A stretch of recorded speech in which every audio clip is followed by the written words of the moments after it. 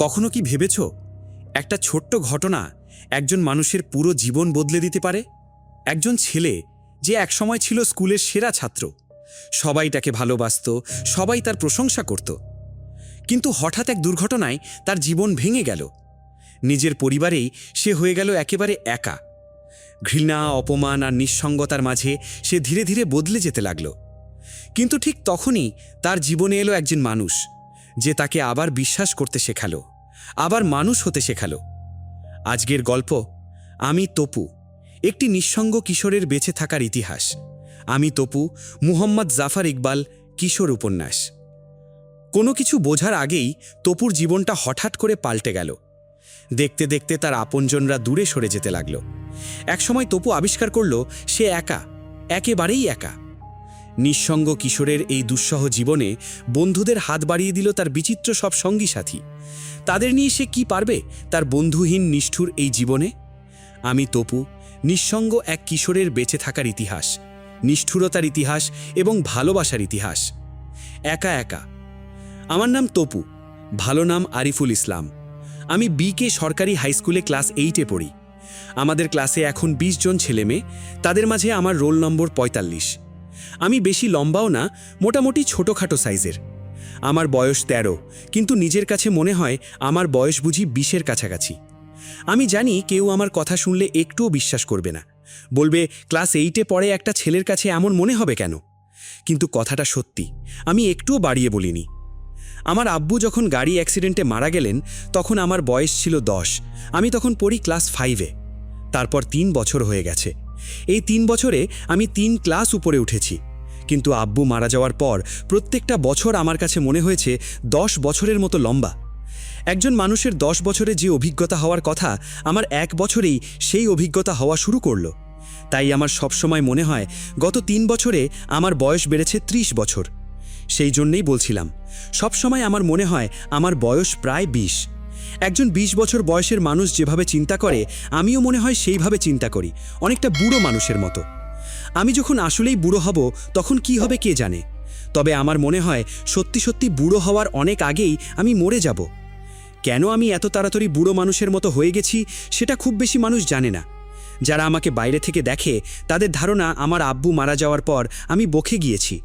সেটা তারা ভাবতেই পারে, আমি তাদের একটুও দোষ দিই না। আগে আমি পড়াশোনায় অসম্ভব ভালো ছিলাম। শুধু যে পরীক্ষায় ফার্স্ট হতাম তাই না, যে সেকেন্ড হতো সে কখনো আমার ধারে কাছে আসতে পারতো না। এখন আমার পরীক্ষায় পাশ করা নিয়েই ঝামেলা। 20 জন ছেলেমেয়ের মাঝে কোনো মতে টেনে টুনে আমি হয়েছি 45 নম্বর। আমার ধারণা সামনের বছর আমি 45 নম্বরও হতে পারবো না, ক্লাস 8-এই আটকা পড়ে যাব। অঙ্ক ছাড়া আর কোনো বিষয়ে আমি পাশ করতে পারবো না।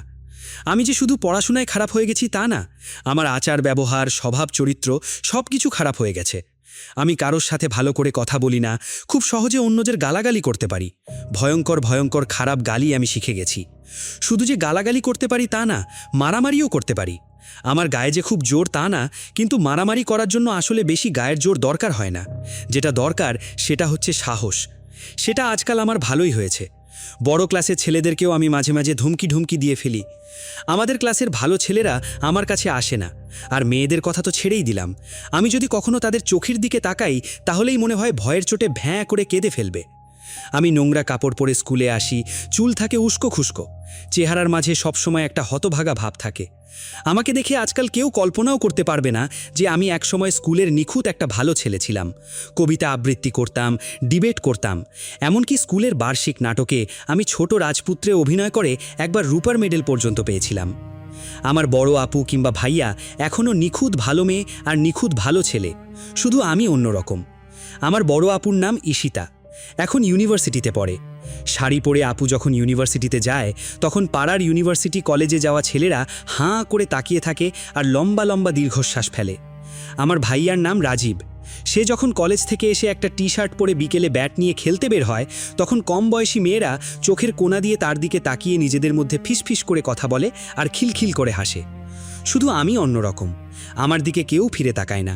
যারা আমাদের ভালো করে চেনে না তাদের ধারণা আমার আম্মুর 2 ছেলে মেয়ে, আপু আর ভাইয়া। আমি তাদের খুব দূর সম্পর্কের কোনো গরিব আত্মীয়ের বকে যাওয়া ছেলে, আর তারা দয়া করে আমাকে তাদের বাসায় থাকতে দিয়েছে। প্রথম পুরো ব্যাপারটা নিয়ে আপু আর ভাইয়া খুব অস্বস্তি বোধ করত। আজকাল করে না, অনেক দিন হয়ে গেছে, মেনে নিয়েছে। ধরেই নিয়েছে তারা হলো আম্মুর সত্যিকারের ছেলে মেয়ে, আর আমি তাদের আপন ভাই হলেও বাইরের একজন মানুষ। এর শুরুটা ছিল খুব কষ্টের। আব্বু মারা যাওয়ার পর প্রথম ধাক্কাটা সামলে নেওয়ার পর আমরা প্রথম যেদিন খেতে বসেছিলাম, তখন সবাই দেখলাম আম্মু কিছু খেতে পারছেন না। প্লেটের খাবার হাত দিয়ে নাড়াচড়া করতে করতে হঠাৎ শাড়ির আঁচল দিয়ে চোখ মুছলেন। সেটা দেখে আমাদেরও চোখে পানি এসে গেল। আব্বু যে চেয়ারে বসে খেতেন সেই চেয়ারটা আছে, কিন্তু আব্বু নেই। ব্যাপারটা চিন্তা করেই আমার বুকের ভেতরটা হু হু করে উঠল। আমি নিজেকে সামলাতে না পেরে হঠাৎ ফুপিয়ে কেঁদে উঠলাম। আম্মু তখন আমার দিকে তীক্ষ্ণ দৃষ্টিতে তাকিয়ে বললেন, তপু, তুই কাঁদছিস কেন? আমি কাঁদতে কাঁদতে বললাম, আব্বুর কথা মনে পড়ছে আম্মু। আম্মুর চোখগুলো হঠাৎ কেমন যেন জ্বলে উঠল। কঠিন মুখে বললেন, খবরদার, ঢং করবি না। আম্মুর কথা শুনে আমি এত অবাক হলাম যে এক মুহূর্তের জন্য কাঁদা পর্যন্ত ভুলে গেলাম। আমি অবাক হয়ে আম্মুর দিকে তাকিয়ে রইলাম। আম্মু চিৎকার করে বললেন, বাপের মাথা খেয়ে সেখানে বসে ঢং করিস, জানোয়ারের বাচ্চা। আম্মুকে দেখে হঠাৎ করে আমার কেমন যেন ভয় লাগতে শুরু করল। মনে হতে লাগলো আমি তাকে চিনিই না। আমি ছিলাম সবার ছোট ছেলে। আব্বু, আম্মু, আপু, ভাইয়া সবাই সবসময় আমার সাথে শুধু আহ্লাদ করেছে, আদর করেছে। ধমক দেওয়া তো দূরের কথা, কেউ কখনো গলা উঁচু করে কথা পর্যন্ত বলেনি। আর এখন আম্মু আমাকে জানোয়ারের বাচ্চা বলে গালি দিচ্ছে, বলছে আমি আমার আব্বুকে মেরে ফেলেছি। খাবার টেবিলে আপু, ভাইয়া আর আমি আম্মুর দিকে অবাক হয়ে তাকিয়ে রইলাম। আপু বলল, কি বলছো আম্মু? আম্মু চিৎকার করে বললেন, ভুল বলেছি আমি? তোদের আব্বু কি এই বদমাইশটার জন্য ক্রিকেট ব্যাট কিনতে গিয়ে মারা যায়নি? ক্রিকেট ব্যাটের জন্য কি র্যান র্যান করে এই জানোয়ারের বাচ্চা তোর আব্বুর জীবন নষ্ট করে দেয়নি? যদি সেই রাতে ক্রিকেট ব্যাট কিনতে না যেত, তাহলে কি মানুষটা এখন বেঁচে থাকতো না? এটা সত্যি কথা। আমি কয়েকদিন ধরে আব্বুকে বলছিলাম একটা ভালো দেখে ক্রিকেট ব্যাট কিনে দিতে। আব্বু সেদিন অফিস থেকে এসে আমাকে নিয়ে গিয়েছিলেন গুলশান মার্কেটে। ব্যাট কিনে ফেরার সময় উল্টো দিক থেকে একটা গাড়ি হঠাৎ করে ছুটে এসেছিল। তারপর আমার আর কিছু মনে নেই। তারপর যখন জ্ঞান ফিরে পেলাম, দেখলাম আমি একটা ভাঙা গাড়ির নিচে পড়ে থাকা একজন মানুষকে ধরে চিৎকার করছি। মানুষটা আমার আব্বু, কিন্তু রক্তে মাখামাখি হয়ে তাকে আর চেনা যাচ্ছে না। আব্বু যদি সেদিন আমাকে নিয়ে ব্যাট কিনতে না যেতেন, তাহলে সত্যিই হয়তো আব্বু বেঁচে থাকতেন। আপু হাত দিয়ে আম্মুকে ধরে বলল, কি বলছো আম্মু? তপুর কি দোষ? এটা একটা অ্যাক্সিডেন্ট। অ্যাক্সিডেন্ট? আম্মু টেবিলে হাত দিয়ে থাপ্পড় মেরে বললেন, তাহলে এই শয়তানের বাচ্চার কিছু হলো না কেন?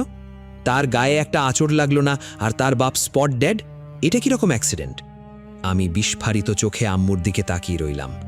মনে হতে লাগলো, কেন আমি আব্বুর সাথে তখনই মরে গেলাম না। আম্মু আমার দিকে হিংস্র চোখে তাকিয়ে থেকে চিৎকার করে বললেন, শয়তানের বাচ্চা, দূর হয়ে যা আমার চোখের সামনে থেকে, দূর হয়ে যায় এই মুহূর্তে, না হলে আমি তোকে খুন করে ফেলব। তারপর কিছু বোঝার আগেই আম্মু আমার দিকে পানির গ্লাসটা ছুঁড়ে মারলেন। আমি মাথাটা সরানোর চেষ্টা করলাম, কিন্তু লাভ হলো না। কাঁচের গ্লাসটা আমার কপালে এসে লাগল। আমি ব্যথা পেলাম কিনা বুঝতে পারলাম না। ভয়ঙ্কর একটা আতঙ্ক নিয়ে আমি আম্মুর দিকে তাকিয়ে রইলাম। আপু ছুটে এসে আমাকে জড়িয়ে ধরে সরিয়ে নিয়ে গেল। আমি তখনও থরথর করে কাঁপছি। আপু আমাকে শক্ত করে ধরে বলল, সব ঠিক হয়ে যাবে তপু, সব ঠিক হয়ে যাবে। কিন্তু আসলে সব ঠিক হয়নি। প্রথম রাত আমি সারা রাত বিছানায় শুয়ে শুয়ে কেঁদেছি। আমার মনে হয়েছিল হয়তো রাতের বেলা আম্মু আমার কাছে আসবেন, আগের মতো আমাকে বুকে চেপে ধরে বলবেন, তপু সোনা আমার, রাগ করিস না আমার উপর বাবা, মাথার ঠিক নেই, কি বলতে গিয়ে কি বলে ফেলেছি। কিন্তু আম্মু সেই রাতে আমার কাছে এলেন না। শুধু যে সেই রাতে এলেন না তা না, কোনো রাতেই এলেন না। আমি সারাক্ষণ অপেক্ষা করে থাকতাম কখন আম্মু আমার সাথে একটু নরম স্বরে কথা বলবেন, কখন এসে একটু আদর করবেন। কিন্তু আম্মু আদর করা তো দূরের কথা, আমার দিকে ভালো করে তাকালেনই না। শেষে আর কোনো উপায় না দেখে একদিন গভীর রাতে আমি নিজেই আম্মুর কাছে গেলাম। আম্মু ঘুমোচ্ছিলেন। আমি আস্তে আস্তে ডাকলাম, আম্মু। আম্মু ঘুমের মধ্যে অস্পষ্ট স্বরে বললেন, কে? আমি তপু। তখন আম্মু চোখ খুলে তাকালেন। বারান্দার আলো ঘরে এসে পড়েছে। সেই আলোতে আম্মু আমাকে দেখলেন। আমি মশারি তুলে আম্মুকে ধরার চেষ্টা করলাম। আম্মু কেমন যেন ছিটকে সরে গেলেন। তীব্র স্বরে বললেন, কি হয়েছে? আমি আর পারলাম না, ভেউ ভেউ করে কেঁদে ফেললাম। বললাম, তুমি কেন আর আমাকে আদর করো না? আম্মু কেমন যেন হিংস্র গলায় বললেন, আদর করব আমি? তোকে?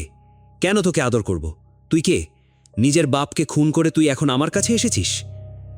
আমার মনে হলো যেন পুরো পৃথিবীটা আমার চোখের সামনে ভেঙে পড়ছে। তবু আমি শেষবার চেষ্টা করলাম। বললাম, আম্মু, আমি তো কিছু করি নাই, আব্বু তো অ্যাক্সিডেন্টে মারা গেছেন। আম্মু বললেন, তুই কেন অ্যাক্সিডেন্টে মারা গেলি না? আমি কাঁদতে কাঁদতে বললাম, তুমি চাও আমি অ্যাক্সিডেন্টে মরে যাই? আম্মু চাপা গলায় বললেন, হ্যাঁ আমি চাই। তুই আমার সামনে থেকে দূর হয়ে যা, আর কোনো দিন তুই আমার সামনে আসবি না। কোনো দিন আসবো না? না। বারান্দা থেকে আসা আবছা আলোতে আমি কিছুক্ষণ আম্মুর দিকে তাকিয়ে রইলাম। হঠাৎ করে আমার মনে হলো আমার বয়স বুঝি অনেক বেড়ে গেছে। মনে হলো আমি আর ছোট বাচ্চা নই, মনে হলো আমি অনেক বড় একজন মানুষ। আমি বুঝতে পারলাম এই পৃথিবীতে আমার কেউ নেই, আমি একেবারে একা। আমি যদি বেঁচে থাকতে চাই তাহলে আমাকে একা বেঁচে থাকতে হবে, যদি বড় হতে চাই তাহলে একা বড় হতে হবে। আমার চোখের পানি হঠাৎ করে শুকিয়ে গেল। আমি বুঝতে পারলাম যার চোখের পানির কোনো মূল্য নেই এই পৃথিবীতে, তার থেকে হতভাগা আর কেউ নেই। আমি আর একটি কথাও না বলে নিজের ঘরে ফিরে এলাম। আমি সারা রাত জানালার রড ধরে বসেছিলাম। আব্বু মারা যাওয়ার পর আমার বুকটা একেবারে ভেঙে গিয়েছিল, কিন্তু এখন আমার বুকের ভেতর যে কষ্ট জমা হয়েছে সেটা কখনো কাউকে বলে বোঝাতে পারবো না। নিজের ভেতর গভীর একটা অভিমান হলো, আম্মুর ওপর অভিমান, পৃথিবীর ওপর অভিমান, এমনকি আমাদেরকে ছেড়ে এত তাড়াতাড়ি মরে যাওয়ার জন্য আব্বুর ওপরও অভিমান। আমি রাতের বেলা জানালার রড ধরে বসে থাকতে থাকতে ঠিক করলাম আমি আত্মহত্যা করব। আমি অবশ্য আত্মহত্যা করতে পারিনি। আত্মহত্যা করার জন্য মনে হয় অনেক সাহসের দরকার। 10 বছরের ছোট একটা ছেলের আসলে এত সাহস থাকে না। আমি আত্মহত্যা করার জন্য অনেক দিন ওভারব্রিজের ওপর দাঁড়িয়ে থাকতাম। একটা বাস বা ট্রাক যাওয়ার সময় আমি মনে মনে ঠিক করতাম এখন আমি লাফিয়ে পড়ব, কিন্তু কখনো শেষ পর্যন্ত লাফিয়ে পড়তে পারিনি। আত্মহত্যা না করলেও আত্মহত্যা করে যখন ইচ্ছা তখন সবকিছু শেষ করে দিতে পারবো, এই চিন্তাটা আমার ভেতরে খানিকটা ভরসা এনে দিল। আর এই ভরসাটার কারণেই আমি একদিন একদিন করে বেঁচে থাকতে লাগলাম। আগে আগে বাসায় আমার অবস্থাটা আরও খারাপ হয়ে গেল। আম্মু এমনিতে ভালো মানুষ, আব্বুর অফিসে তাকে বেশ ভালো একটা চাকরি দিয়েছে। অফিসের গাড়ি এসে আম্মুকে নিয়ে যায়, আবার বিকেলে আম্মুকে বাসায় ফিরিয়ে দিয়ে যায়। আম্মু সারাদিন স্বাভাবিকভাবে অফিস করেন, কেউ কিছু বুঝতে পারে না। বাসায় এসেও হাসি খুশি থাকেন, কিন্তু আমাকে দেখলেই হঠাৎ করে ক্ষেপে যান। কেউ তাকে থামাতে পারে না। কোনো উপায় না দেখে আপু আর ভাইয়া মিলে আমাকে আম্মুর চোখের সামনে থেকে আড়াল করে রাখতে শুরু করলো। খাবার টেবিলেও আমি যাই না। আম্মু আপু আর ভাইয়াকে নিয়ে খান, আমি খাই আলাদা। আগে নিয়ম ছিল সন্ধ্যা হওয়ার আগে সবাইকে বাসায় ফিরে আসতে হবে। এখন সেই নিয়মটা শুধু আপু আর ভাইয়ার জন্য। আমি বাসায় এসেছি কি আসিনি কেউ সেটা জানতে চায় না। একদিন আম্মুর নতুন অফিস থেকে একজন আমাদের বাসায় বেড়াতে এলো। আম্মু তাকে বললেন তার 2 জন ছেলে মেয়ে। তারপর ভাইয়া আর আপুর সাথে পরিচয় করিয়ে দিলেন। কেউ কেউ মনে করতে পারে আমি যে আছি সেটা আম্মু ভুলে গেছেন, কিন্তু সেটা সত্যি নয়।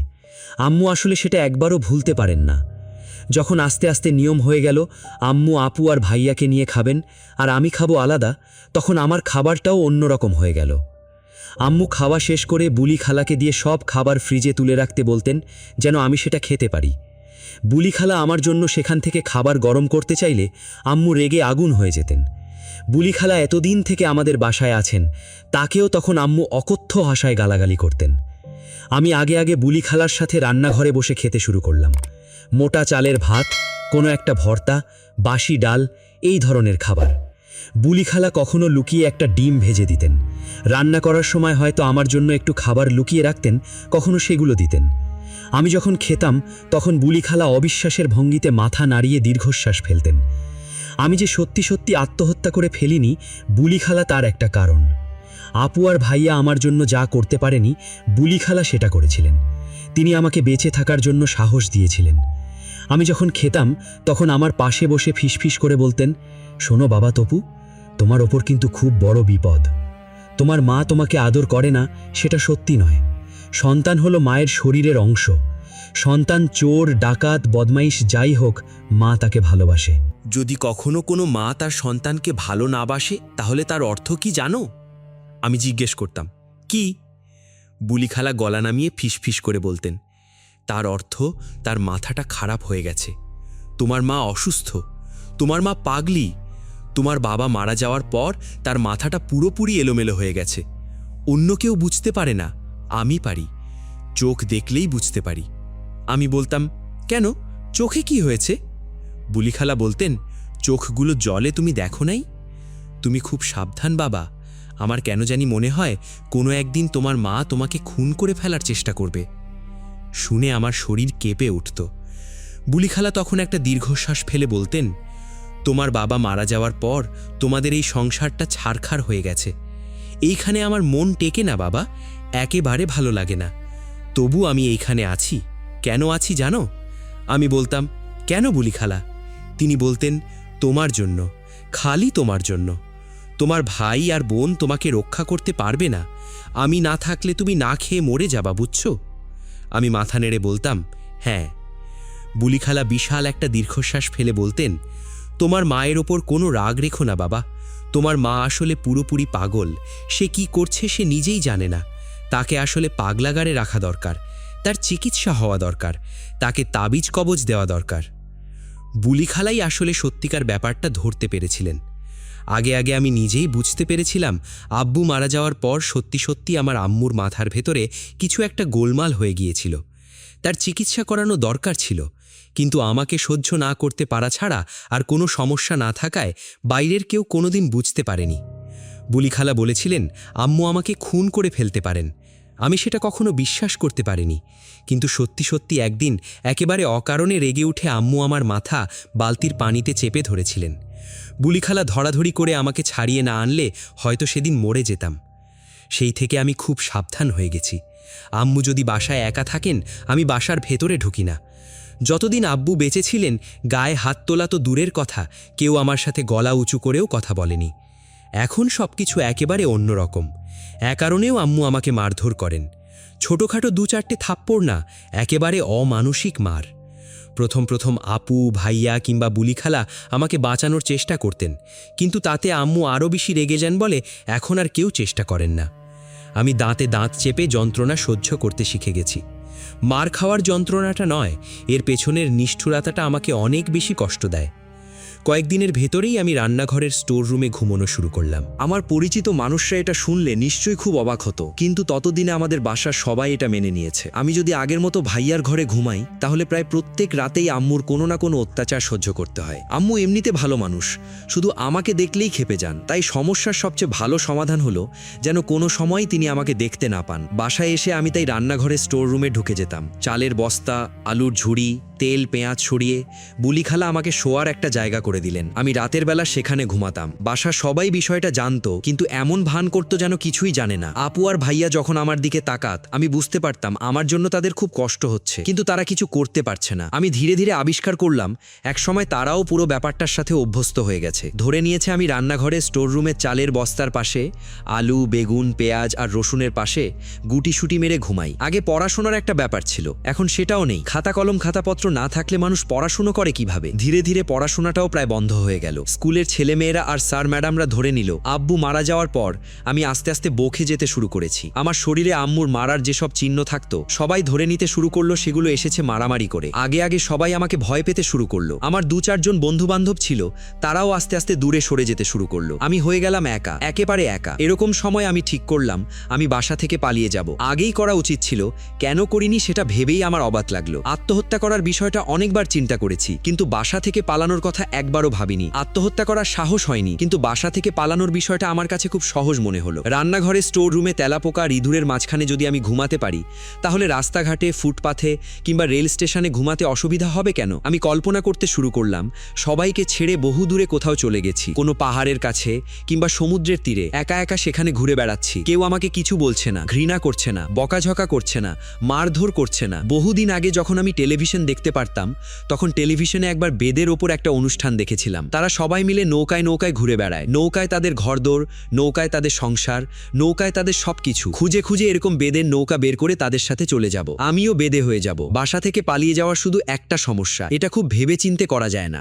কাজেই আমি ঠিক করলাম কোনো একদিন সকালে ঘুম থেকে উঠে বাসা থেকে বেরিয়ে যাব, আর কোনোদিন ফিরে আসব না। আমি মোটামুটি নিশ্চিত ছিলাম আমি বাসায় ফিরে না এলে বাসার কেউ সেটা অনেক দিন জানবে না। হয়তো বুলি খালা সেটা প্রথম লক্ষ্য লক্ষ্য করবেন, বাসায় বলার চেষ্টা করবেন, কিন্তু আম্মু শুনতে চাইবেন না। আম্মু যেহেতু শুনতে চাইবেন না, তাই আপু আর ভাইয়াও কিছু করতে পারবে না। নিজেরা হয়তো এখানে সেখানে একটু খোঁজ খবর নেবে, তারপর হাল ছেড়ে দেবে। কয়েকদিন পরে আস্তে আস্তে সবাই ভুলে যাবে। আগে হলেই পুরো ব্যাপারটা চিন্তা করে আমার ভয়ঙ্কর একটা অভিমান হতো। এখন আর কিছুই হয় না। মানুষের ভেতরে ভালো ভালো যে অনুভূতিগুলো থাকে, আমার সেগুলো শুকিয়ে শেষ হয়ে গেছে। নিজের ভেতরে সেগুলো শেষ হয়ে যাবা বলে অন্যের ভেতরেও সেগুলো থাকতে পারে, সেটা আমার আর বিশ্বাস হয় না। যাকেই দেখি তাকেই মনে হয় নিষ্ঠুর। যেদিন বাসা থেকে পালাবো ঠিক করলাম, সেদিন একটু সকাল সকাল বের হয়েছিলাম। সরাসরি রেল স্টেশনে গিয়ে কোনো একটা ট্রেনের ছাদে গিয়ে বসবো ঠিক করেছিলাম, কিন্তু খানিক দূর যাওয়ার পর মনে হলো শেষবারের মতো একবার স্কুল থেকে ঘুরে আসি। কেন সেটা মনে হলো কে জানে। একজন মানুষের জীবনে একটা ছোট ঘটনা সবকিছু ওলটপালট করে দেয়। আমার সেদিনের স্কুলে যাওয়ার ঘটনাটা ছিল সেরকম একটা ঘটনা। আমার জীবনে সবকিছু সেই ঘটনার জন্য অন্যরকম হয়ে গেল। ক্লাসরুমে জানালার কাছাকাছি একটা সিট আমার জন্য নির্দিষ্ট করা আছে। সেখানে কেউ বসতে সাহস পায় না। আমাদের ক্লাসে ছেলেরা আর মেয়েরা একে অপরের সাথে মেশে না। মেয়েরা সামনে কয়েকটা বেঞ্চে বসে, ছেলেরা বসে পেছনে। ছেলেরা পিছনে বসলেও শুধু আমার সিটেই যে কেউ বসে না তা নয়, আমার পাশেও বসতে চায় না। কিন্তু সেদিন ক্লাসে গিয়ে দেখলাম আমার সিটে একজন বসে আছে। কোনো একজন দুষ্টু ধরনের বা গাধা টাইপের ছেলে হলে কথা ছিল। যে বসে আছে সে একটা মেয়ে, নতুন এসেছে বলে কিছু জানে না। আমাদের ক্লাসের মেয়েগুলো অহংকারী ধরনের, কখনো হাসে না, সবসময় মুখ গম্ভীর করে থাকে। দেখলেই মনে হয় কেউ বুঝি তাদের অকারণে বকাঝকা করেছে কিংবা জোর করে তেতো কোনো ওষুধ খাইয়ে দিয়েছে, সেই জন্য মুখগুলো এরকম গোমড়া। তবে এই মেয়েটা তাদের মতো না, একেবারে অন্যরকম। মেয়েটার চোখ মুখে হাসি, চোখগুলো কেমন যেন চকচক করছে। পিছনের বেঞ্চে হেলান দিয়ে বসে এমনভাবে পা দোলাচ্ছে যে দেখে মনে হয় তার খুব আনন্দ হচ্ছে। মেয়েটার এই আহ্লাদী ভাব দেখে আমার মেজাজ একটু গরম হয়ে গেল। আমি কাছে গিয়ে বললাম, সরে বসো। মেয়েটা পা দোলানো বন্ধ করে বলল, কোথায় সরে বসবো? আমি মেঘের মতো গলায় বললাম, মেয়েরা সামনে বসে, ছেলেদের সাথে বসে না। মেয়েটার হাসি হাসি মুখ এবার একটু গম্ভীর হলো। সে বলল, ছেলেদের সাথে বসলে কি হয়? আমি এখন তার সাথে কোনো আলোচনা শুরু করতে পারি না, তাই মুখ বিকৃত করে ধমক দিয়ে বললাম, খবরদার বলছি, ভ্যাবর ভ্যাবর করবে না। তোমাকে সরে বসতে বলেছি, সরে বসো। ক্লাসের অন্য যে কোনো মেয়ে হলে আমার এই ধমক শুনে ভ্যাঁ করে কেঁদে ফেলত, কিন্তু এই মেয়েটার কিছুই হলো না। সে আমার দিকে এমনভাবে তাকালো যেন আমি খুব মজার কোনো কথা বলেছি। তার মুখে আবার হাসি ফুটে উঠল। সে আবার পা দোলাতে শুরু করল। আমি আবার হুঙ্কার দিলাম, কি হলো, কথা কানে যায় না? আমার ধমক শুনে ক্লাসের সবাই ঘুরে তাকিয়েছে। সোজাসুজি তাকাতে সাহস পাচ্ছে না, তাই চোখের কোণা দিয়ে আমাকে দেখার চেষ্টা করছে। আমার মেজাজ আরও খারাপ হয়ে গেল। আমি টেবিলে থাপ্পড় মেরে আবার বললাম, এটা আমার সিট, এখান থেকে সরে বসো। আমি যখন এভাবে মুখ বিকৃত করে হুঙ্কার দিয়ে কথা বলি, তখন কেউ আমার দিকে তাকাতেও সাহস পায় না। কিন্তু এই মেয়েটা একেবারে সোজা আমার চোখের দিকে তাকিয়ে রইল। তার চোখে ভয় নেই, বরং মনে হলো একটু মজা পাচ্ছে, যেন আমি কোনো হাসির নাটক করছি আর সে সেই নাটকটা উপভোগ করছে। আমি ডেস্কে রাখা মেয়েটার খাতা ব্যাগ টেনে ছুঁড়ে ফেলে দিয়ে বললাম, আমার সাথে ঢং করো, ঢং করো আমার সাথে। মেয়েটা এবার একটু অবাক হয়ে তাকালো, মাথা নেড়ে বলল, আমি আজকে প্রথম দিন তোমাদের স্কুলে এসেছি, আর তুমি আমার সাথে এরকম ব্যবহার করলে? সে একটু থেমে আবার বলল, আমি মনে খুব কষ্ট পেলাম। মানুষ যে সুন্দর করে কথা বলতে পারে সেটা আমি প্রায় ভুলেই গিয়েছিলাম। কেউ আমার সাথে ভালো ব্যবহার করে না, আমিও করি না। আমি বললাম, মেয়ে বলে বেঁচে গেছো, ছেলে হলে এমন একটা ঘুষি দিতাম যে শরীরের প্রতিটা হাড়ে ব্যথা পেতে। মেয়েটা আরও কিছু বলতে যাচ্ছিল, আমি তাকে সুযোগ না দিয়ে ক্লাসরুম থেকে বেরিয়ে এলাম।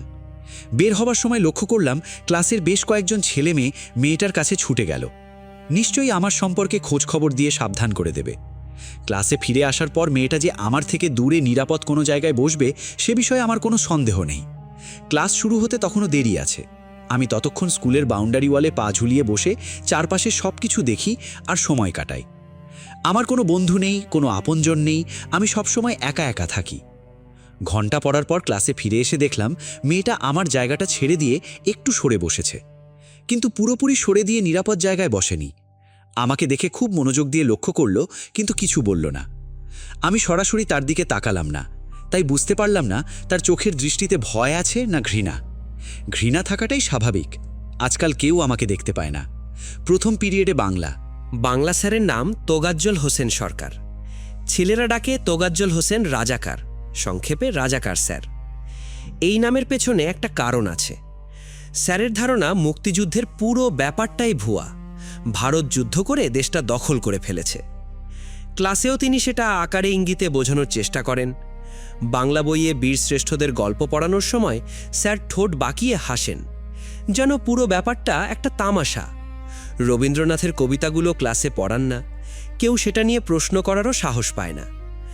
বাংলাদেশের সাথে যখন পাকিস্তানের ক্রিকেট খেলা হয়, তখনও এই স্যার বাংলাদেশকে সমর্থন না করে পাকিস্তানকে সমর্থন করেন। ঘণ্টা পড়ার কিছুক্ষণ পর তোগাজ্জল হোসেন সরকার খাতাপত্র নিয়ে ক্লাসে ঢুকলেন। ঢুকে সবসময় স্যার পুরো ক্লাসে একবার চোখ বুলিয়ে নেন, আজও চোখ বুলানেন।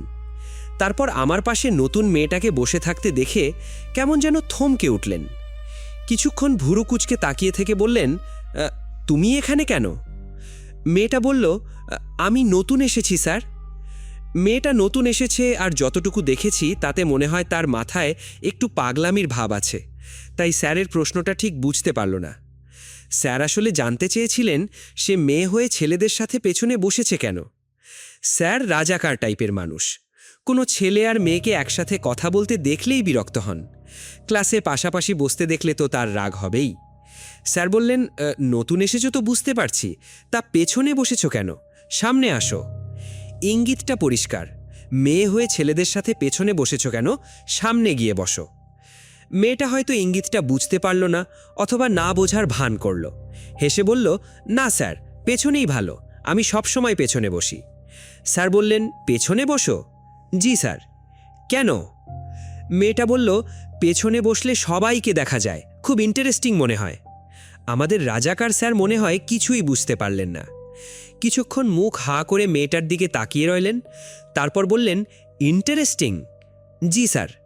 আগে আগে তার মুখটা মেঘের মতো কালো হয়ে গেল। স্যার গোশ করে একটা নিঃশ্বাস ফেলে বললেন, তুমি স্কুলে কি পড়াশোনা করতে এসেছো না ইন্টারেস্টিং দেখতে এসেছো? মেয়েটা বলল, পড়াশোনা করতেই এসেছি স্যার। স্যার আবার কিছুক্ষণ তার দিকে তাকিয়ে রইলেন, তারপর বললেন, তোমার নাম কি? প্রিয়া। কোথা থেকে এসেছো? ঢাকা থেকে স্যার। স্যার মাথা নেড়ে বললেন, তারপর খাতা খুলে উপস্থিতি নেওয়া শুরু করলেন। আমি চুপচাপ বসে রইলাম। আমার মনটা অদ্ভুত হয়ে আছে। আমি ঠিক বুঝতে পারছি না কেন আমার ভেতরে কেমন যেন লাগছে। মেয়েটা নতুন এসেছে, আমার সিটে বসেছিল, আমার সাথে তর্ক করেছে, এই সব কিছুর জন্য আমার খুব রাগ হওয়ার কথা, কিন্তু এখন তেমন রাগ লাগছে না। বরং মনে হচ্ছে মেয়েটা একটু অন্য রকম, আমাদের স্কুলের অন্য মেয়েদের মতো না। ক্লাস শেষ হওয়ার পর আমি ধীরে ধীরে উঠে বাইরে চলে এলাম। আমি সবসময় যেমন একা থাকি তেমনই থাকলাম, তবু আমার মনে হচ্ছিল আজকের দিনটা একটু আলাদা। আমি স্কুলের মাঠের এক কোণে গিয়ে দাঁড়ালাম। অনেক ছেলেমেয়ে মাঠে খেলছে, কেউ গল্প করছে, কেউ হাসছে। আমি দূরে দাঁড়িয়ে সব কিছু দেখছিলাম। হঠাৎ শুনলাম কেউ আমাকে ডাকছে, এই তপু। আমি ঘুরে তাকালাম, দেখলাম সেই নতুন মেয়েটা প্রিয়া। প্রিয়া আমার দিকে হেঁটে হেঁটে এগিয়ে এলো। সে এসে আমার সামনে দাঁড়িয়ে বলল, তুমি সব সময় এত রাগ করে কথা বলো কেন? আমি বললাম, তোমার কি দরকার? প্রিয়া একটু হেসে বলল, আমার দরকার নেই, শুধু জানতে ইচ্ছে হলো। আমি চুপ করে রইলাম। সে আবার বলল, তুমি আমার সাথে আজকে খুব খারাপ ব্যবহার করেছো। আমি বললাম, তাতে কি হয়েছে? প্রিয়া বলল, কিছু হয়নি, তবু আমি তোমার সাথে কথা বলতে এসেছি। আমি অবাক হয়ে তার দিকে তাকালাম। সে বলল, কারণ তুমি অন্য রকম। আমি বললাম, অন্য রকম মানে? প্রিয়া কাঁধ ঝাঁকিয়ে বলল, জানি না, তবে তুমি অন্যদের মতো না। আমি বললাম, সবাই তো তাই বলে। প্রিয়া বলল, তারা ভয় পায়। আমি একটু অবাক হয়ে বললাম, তুমি ভয় পাও না? সে মাথা নেড়ে বলল, না। আমি বললাম, কেন? প্রিয়া বলল, কারণ আমি জানি তুমি খারাপ না। আমি কিছু বললাম না। সে আবার বলল, তুমি শুধু রাগী। আমি বললাম, তুমি খুব বেশি কথা বলো। প্রিয়া হেসে ফেলল, তারপর বলল, তুমি চাইলে আমি আর কথা বলবো না। আমি বললাম, যা খুশি করো। সে বলল, ঠিক আছে। তারপর কিছুক্ষণ চুপ করে দাঁড়িয়ে রইল, তারপর বলল, তপু। আমি বললাম, কি? সে বলল, আমরা বন্ধু হতে পারি? আমি তার দিকে তাকিয়ে রইলাম। বন্ধু, এই শব্দটা অনেক দিন আমি শুনিনি। আমার কোনো বন্ধু নেই। আগে ছিল, কিন্তু এখন কেউ আমার সাথে মিশতে চায় না। আমি বললাম, তুমি ভুল করছো। প্রিয়া বলল, কেন? আমি বললাম, আমার কোনো বন্ধু হয় না। সে বলল, হয়। আমি মাথা নেড়ে বললাম, না। প্রিয়া একটু ভেবে বলল, ঠিক আছে, তাহলে আমরা বন্ধু না। আমি বললাম, সে আবার বলল, আমরা শুধু কথা বলবো। আমি বললাম, যা খুশি করো। প্রিয়া আবার হাসল, তারপর বলল, তুমি খুব অদ্ভুত। আমি কিছু বললাম না। সে বলল, তবু আমি তোমার সাথে কথা বলবো। আমি কিছু বললাম না, কিন্তু আমার মনে হচ্ছিল অনেক দিন পর আমার জীবনে যেন নতুন কিছু শুরু হচ্ছে। পরের দিন স্কুলে গিয়ে আমি আবার আমার জায়গায় বসে রইলাম। আমি ভাবছিলাম প্রিয়া হয়তো আজ আর আমার সাথে কথা বলবে না, কিন্তু কিছুক্ষণ পরই দেখলাম সে এসে আমার পাশের বেঞ্চে বসে পড়ল। আমি তার দিকে তাকালাম না। সে বলল, তপু। আমি বললাম, কি? সে বলল, তুমি আজ খুব চুপচাপ। আমি বললাম, আমি সবসময়ই চুপচাপ।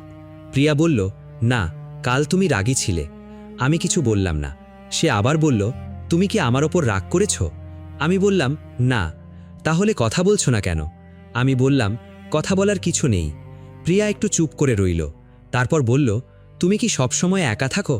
আমি বললাম, হ্যাঁ। তোমার কোনো বন্ধু নেই? আমি মাথা নাড়লাম। প্রিয়া বলল, তাহলে আজ থেকে আমি তোমার বন্ধু। আমি কিছু বললাম না, কিন্তু মনে হলো কথাটা শুনে আমার বুকের ভেতরটা কেমন যেন হয়ে গেল। সেদিন স্কুল শেষ হওয়ার পর প্রিয়া আবার আমার সাথে হাঁটতে হাঁটতে গেট পর্যন্ত এলো। সে বলল, তুমি কোথায় থাকো? আমি বললাম, এখানেই। কাছেই? হ্যাঁ। সে বলল, আমি নতুন এসেছি তাই কাউকে চিনি না। আমি কিছু বললাম না। সে আবার বলল, তুমি আমাকে স্কুলটা দেখিয়ে দেবে? আমি বললাম, কেন? এমনি। আমি একটু ভেবে বললাম, চলো। আমরা স্কুলের মাঠের পাশ দিয়ে হাঁটলাম। প্রিয়া চারপাশে তাকিয়ে সব কিছু দেখছিল। সে বলল, তোমাদের স্কুলটা বেশ সুন্দর। আমি বললাম, তুমি কি সবসময় এত কম কথা বলো? আমি বললাম, হ্যাঁ। প্রিয়া হেসে বলল, ঠিক আছে, আমি তাহলে বেশি কথা বলবো। এরপর থেকে প্রায় প্রতিদিনই প্রিয়া আমার সাথে কথা বলতো। প্রথম প্রথম আমি খুব কম কথা বলতাম, কিন্তু সে থামত না। সে গল্প করত, প্রশ্ন করত, হাসত। ধীরে ধীরে আমিও একটু একটু করে কথা বলতে শুরু করলাম। ক্লাসের অন্যরা বিষয়টা দেখে অবাক হয়ে গেল, কারণ আমি কারো সাথে কথা বলি না, কিন্তু প্রিয়ার সাথে বলি। কেউ কেউ ফিসফিস করে কথা বলতে শুরু করল। আমি সেগুলো শুনেও শুনতাম না। প্রিয়া সেগুলো নিয়ে মোটেই মাথা ঘামাতো না। সে শুধু আমার সাথে কথা বলতো। একদিন সে আমাকে বলল, তপু, তুমি কি কখনো হাসো না? আমি বললাম, না। সে বলল, আমি দেখব তুমি হাসবে। আমি বললাম, অসম্ভব। প্রিয়া হেসে বলল, দেখা যাবে। একদিন টিফিনের সময় প্রিয়া এসে আমার পাশে বসে বলল, তপু, তুমি কি টিফিন খাও না? আমি বললাম, না। সে বলল, কেন? আমি বললাম, ইচ্ছা করে না। প্রিয়া বলল, মিথ্যা কথা। আমি তার দিকে তাকালাম। সে ব্যাগ খুলে একটা ছোট বক্স বের করল, তারপর বলল, এই নাও। আমি বললাম, কি এটা? টিফিন। আমি খাবো না। প্রিয়া বলল, খাবে। আমি মাথা নাড়লাম। সে বলল, একটু খাও। আমি বললাম, না। প্রিয়া তখন নিজেই একটা টুকরো নিয়ে বলল, তাহলে আমি খাওয়াবো। আমি একটু বিরক্ত হয়ে বললাম, এত ঝামেলা করো কেন? সে হেসে বলল, কারণ তুমি খুব জেদি। তপুর গল্প আমাদের একটা গুরুত্বপূর্ণ কথা মনে করিয়ে দেয়। একজন মানুষ যতই ভেঙে পড়ুক, তার জীবনে পরিবর্তন আসতে পারে। একটা ভালো কথা, একটা সত্যিকারের বন্ধুত্ব, একটা সহানুভূতির হাত একজন মানুষের জীবন পুরো বদলে দিতে পারে। তাই কখনো কাউকে তার খারাপ সময় দেখে বিচার করো না, কারণ হয়তো সে শুধু অপেক্ষা করছে কেউ একজন তাকে বুঝবে। এটাই ছিল আজকের গল্প, আমি তপু। যদি গল্পটা ভালো লেগে থাকে তাহলে অবশ্যই লাইক, শেয়ার এবং সাবস্ক্রাইব করতে ভুলবে না। আবার দেখা হবে নতুন আরেকটি গল্প নিয়ে। ধন্যবাদ।